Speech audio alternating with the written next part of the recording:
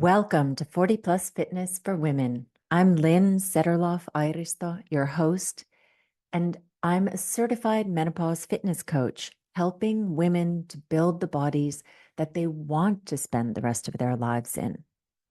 And today we are going to talk about something that becomes a challenge to women as they are progressing in their lifting journey, and that is grip strength. I remember when I started weight training here at home, I had a set of these adjustable dumbbells. They had like a little short bar, and you would add plates to each end. And then there would be these locks that you put on the ends. And the locks required you to squeeze to loosen them so you could put them on and take them off. And oh my God, it was a workout in itself to adjust to those dumbbells. I would be there with the dumbbell in my lap, squeezing with both hands as hard as I could to, try to get it unlocked and pull them off. And then, oh my God, shoving it back on and squeezing and everything. It was a nightmare. And it was because my grip strength was so weak at that time. So if you have noticed that you have trouble opening jar lids, you have to use one of those helpers to open them, then this may be an issue that you face too as you progress in your weight training journey. And it can actually cause some issues with elbow soreness and elbow tendonitis if your grip strength is not keeping up. So there's a lot of talk actually about grip strength being an indicator of longevity and health span, lifespan. And part of that is that it's a reflector on how strong you are in general. Now, when you start your weight training journey, you're going to be working with little weights. And if you're in one of my programs, for example, we do Romanian deadlifts. It's one of the best exercises for your glutes, your hamstrings, your lower back. But those are strong muscles. So fairly quickly, you are able to progress to doing RDLs with larger and larger weights. And then the challenge becomes that holding those weights in your hands is is like almost more challenging than the exercise itself because your grip strength is not keeping up. And if your grip strength isn't keeping up and then you're doing your set and you're really having to squeeze and your hands are really getting tired by the end, it may become an elbow issue for you. You may get elbow tendonitis from that.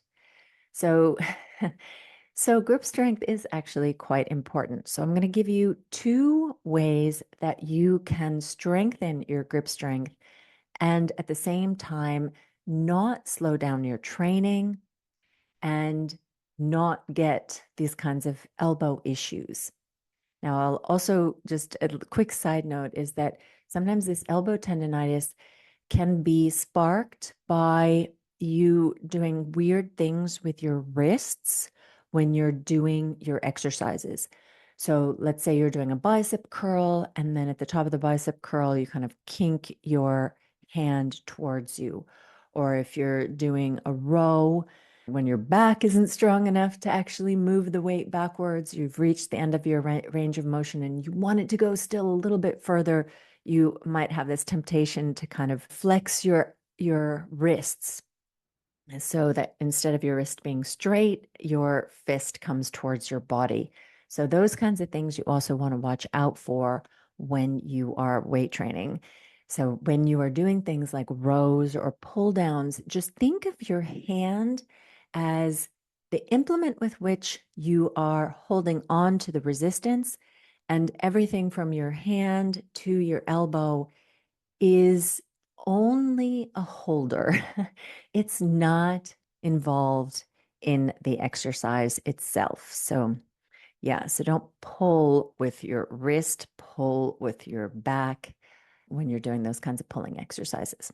Okay, but back to the grip strength. So, there are three ways that you can work on your grip strength. The first way is by hanging. So, hanging is good in general for your shoulder health and for your spine health. It can feel very radical and it can be very hard to hang your whole body weight in the beginning. So, you want to kind of do this gradually. I have a video linked in the show notes where I show you how this can be done, but I'll describe it as well. So, at my gym, for example, and gyms where I live, they frequently have these kinds of ladders that are hung on the wall. And that's nice because you have rungs at different levels. So you would just walk up to the ladder, so your feet are on the floor, and straighten your arms above your head and grab the rung that's highest up that you can reach. Then you just let your knees kind of go as much as your hands will let you hold on to. And the idea is to hang in a relaxed way so that only your hands are doing any work. Your shoulders are relaxed, your back is relaxed, your legs are relaxed. And now I'll say two things about this. One is that most likely when you first start hanging, you are not going to be able to support your whole body weight, at least not for very long, but most likely you're not going to be able to support your whole body weight.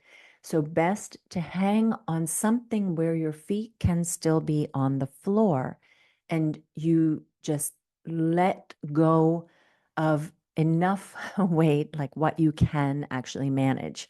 So that'll be just bending your knees enough to allow weight to be felt on your hands.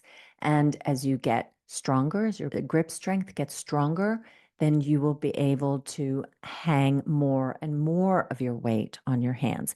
And this can honestly, it can take months to get to the point where you feel comfortable and you're strong enough to hang your whole body weight off of your hands. The other thing that happens when you hang is that it actually allows your whole spine to decompress, and that can feel pretty interesting. For me, it really felt quite powerful, that feeling, and a little bit uncomfortable. So for me, not only my grip strength, but this feeling of my whole body stretching was so intense that I had to get used to that week by week. It took me probably 6 months before I was hanging completely just off my hands with my full body weight. And a lot of that was that it felt so kind of uncomfortable in my lower back hip area when I would do the hang that, oh, yeah, it was kind of freaky. But anyway, so that kind of dead hang is a great way of strengthening your grip. So to progress that, you start with your feet on the floor, and then you gradually let more and more and more of your weight hang off of your hands. And then when you have gotten to the point where you can hang your entire weight off of there, then just hang for longer and longer and longer periods of time. I'm not talking about hours. So, I mean, I think like a minute of a dead hang is plenty. Maybe you work up to 2 minutes, but I've been doing it after my weight training sessions as part of my cool down. That's the first thing I start with is I go over to that ladder thing on the wall and I grab hold and I hang and I breathe. I do deep breathing while I'm doing it. I'm not actually timing myself. I just feel it in my body. And some days, if I've been already using my grip strength a lot, then I will hang for less time, and sometimes I'll hang for a little bit more time. And so you need to just build this up gradually. I wouldn't go nuts with like, oh my God, I got to do a minute, the first time you go do it, because there you may actually end up getting elbow issues because you're gripping so tight with your hands. So let's make this a gradual thing. Gradually give a little bit more of your body weight. And I mean, do it for 10 seconds, 5 seconds, 20 seconds, what you can do. So you'll have to test with that. Okay. So hanging is one thing. Second thing is using grips. Now, pretty much everybody, I want to say everybody, maybe I will say everybody will get to the point where in, for example, something like a Romanian deadlift, your glutes are going to be stronger than your grip. And you don't want to stop your progress because your hands can't keep up. And you want to be able to focus on your form, focus on your glutes, and not focus on squeezing and, oh my God, the weights are going to fall out of my hands, all these things. So go ahead and use grips. I've been using VersaGrips, a link in the show notes if you want to see what those look like. Those have worked really nicely for me, but there are tons of grips on the market. So you can, ask your friends, or if there's somebody at the gym, you can check out what they've got. But the VersaGrips have been around for a long time. And I also have a video on how to use the grips. I'll link that in the show notes as well. So lots of links in the show notes. Go into the show notes this time. And they can also be used in a situation like for rows, for example. You might also get to the situation where your back is stronger than your grip is. Your grip can be a limiting factor, especially in, let's say, the first year that you're weight training, year and a half that you're weight training. Or if you're doing pull ups or pull downs, that may also be a situation where your grip strength is going to be a little bit of an issue. So, all of these places where you feel like your hands are giving out before the muscle that you're working is, you could use grips. Now, that said, I wouldn't necessarily use grips on every single set of every single exercise because you do want your grip strength to improve. So, some ways you can apply this are, for example, if you're doing RDLs, generally, like when I program, that's the first exercise that people will do. And so that they will be warming up, getting up to their working weight in the RDLs. So do the whole warm up without the grips, but then do the working set with the grips. So that gives your hands a chance to get stronger. On things like rows, where probably the deficit in grip strength is a little bit less extreme than in RDLs, then you might do your first set without grips, or the first two sets without grips, and then your last set with grips. So these are some strategies. These are the kinds of things that I've done over time. I also used to use the grips when I was practicing my pull-ups, and nowadays I don't have to. So it does catch up, but I think there is often a period where the rest of your body may be getting stronger faster than your grip strength. So the grips are a really good idea. They are not cheating, okay? And yes, you could use grips forever as you get stronger, especially on things like Romanian deadlifts or, split squats or squats, those kinds of things where you've got big muscles, big, strong muscles working. Okay. And then the third way that you can increase your grip strength is by doing things like the farmer's carry. So, what that is that you grab some dumbbells in your hands and you walk. So, your arms are by your sides, straight arms, and you just walk.